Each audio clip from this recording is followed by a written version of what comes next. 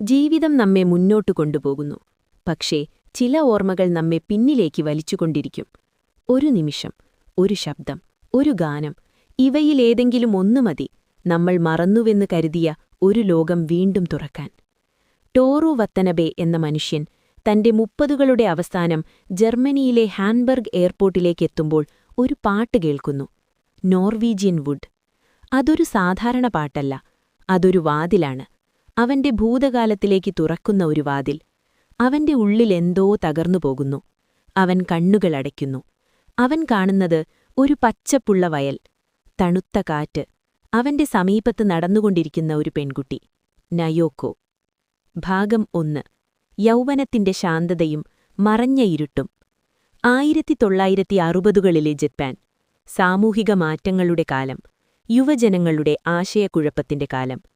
Toru ഒരു സാധാരണ വിദ്യാർത്ഥിയാണ്. അവൻ വളരെ ശാന്തനാണ്. അവൻ തന്റെ ഉള്ളിൽ മാത്രം ജീവിക്കുന്നവൻ. അവന്റെ ജീവിതത്തിൽ ഏറ്റവും പ്രധാനപ്പെട്ട 2 പേർ, കിസുക്കി, നയോക്കോ. കിസുക്കി, പ്രകാശം പോലെ വന്നവൻ. കിസുക്കി ഒരു സാധാരണ സുഹൃത്തല്ല. അവൻ ടോറുവിന്റെ ജീവിതത്തിൽ ഒരു പ്രകാശമാണ്. അവൻ ചിരിക്കുന്നു, അവൻ സംസാരിക്കുന്നു, അവൻ എല്ലാവരെയും സന്തോഷിപ്പിക്കുന്നു. അവന്റെ കൂടെയിരിക്കുമ്പോൾ സമയം വളരെ എളുപ്പത്തിൽ കടന്നുപോകും.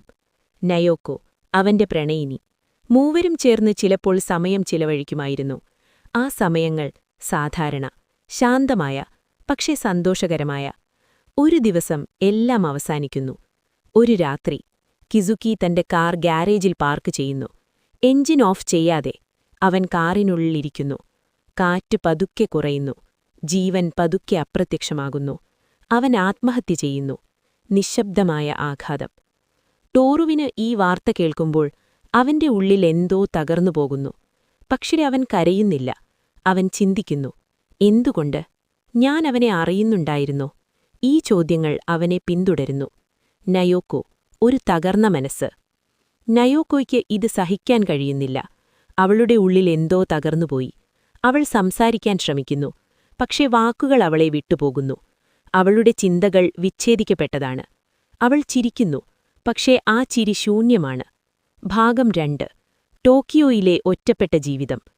ടോറു ടോക്കിയോയിലേക്ക് പോകുന്നു. ഒരു പുതിയ നഗരം. പക്ഷേ അവന്റെ ഉള്ളിൽ പഴയ വേദന തന്നെയാണ്. അവനൊരു ഹോസ്റ്റലിൽ താമസിക്കുന്നു. അവിടെ അവന്റെ റൂംമേറ്റ് സ്റ്റോം ട്രൂപ്പർ, ഒരു വിചിത്രമായ വ്യക്തി. അവൻ ഓരോ ദിവസവും ഒരേ സമയം എഴുന്നേൽക്കും. അവൻ ശുദ്ധിയും ക്രമവും ഇഷ്ടപ്പെടുന്നു. ടോറുവിന് ഇത് ചിലപ്പോൾ അസ്വസ്ഥമാക്കുന്നു. പക്ഷേ അതവനെ ഒരു രീതിയിൽ നിലനിർത്തുന്നു. നയോക്കോയുമായി വീണ്ടും കണ്ടുമുട്ടൽ. ഒരു ദിവസം ടോറു നയോക്കോയുമായി വീണ്ടും കണ്ടുമുട്ടുന്നു. അതൊരു സാധാരണ കൂടിക്കാഴ്ചയല്ല.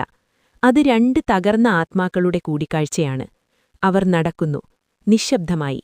നടപ്പുകൾ, സംസാരമില്ലാത്ത സംഭാഷണം. അവർ പലപ്പോഴും നടക്കുന്നു. പാർക്കുകൾ, റോഡുകൾ, നിശ്ശബ്ദമായ വഴികൾ. അവരുടെ ഇടയിൽ വാക്കുകൾ കുറവാണ്. പക്ഷേ ഒരു ബന്ധം വളരുന്നു. കിണർ, മനസ്സിന്റെ ഇരുട്ട്. ഒരു ദിവസം നയോക്കോ ഒരു കിണറിനെക്കുറിച്ച് പറയുന്നു. ആ കിണർ ആഴമുള്ളതാണ്. അതെവിടെയാണെന്ന് ആരും അറിയില്ല. അതിൽ വീണാൽ ആരും രക്ഷപ്പെടില്ല.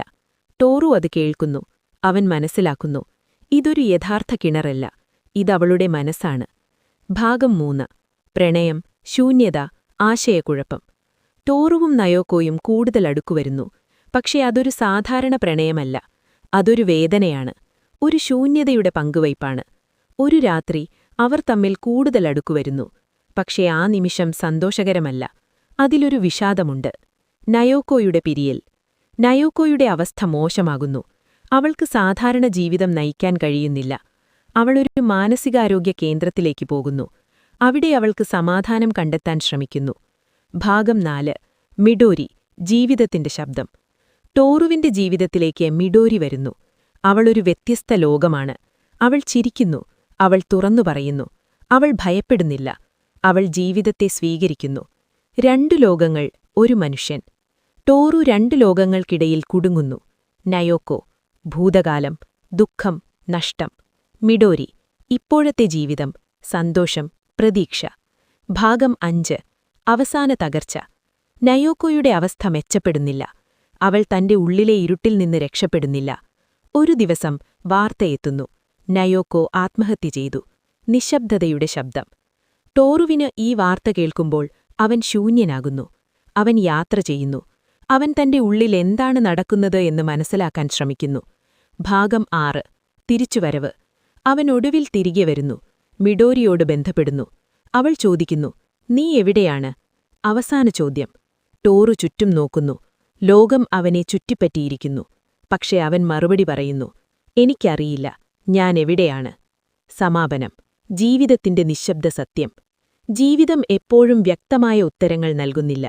ചില ചോദ്യങ്ങൾ ഉത്തരമില്ലാതെ തന്നെ നിലനിൽക്കും. നോർവീജിയൻ വുഡ് നമ്മെ പഠിപ്പിക്കുന്നത് ഓർമ്മകൾ നമ്മെ നിർവചിക്കുന്നു. സ്നേഹം എല്ലായ്പ്പോഴും രക്ഷയല്ല. നഷ്ടം ജീവിതത്തിന്റെ ഭാഗമാണ്.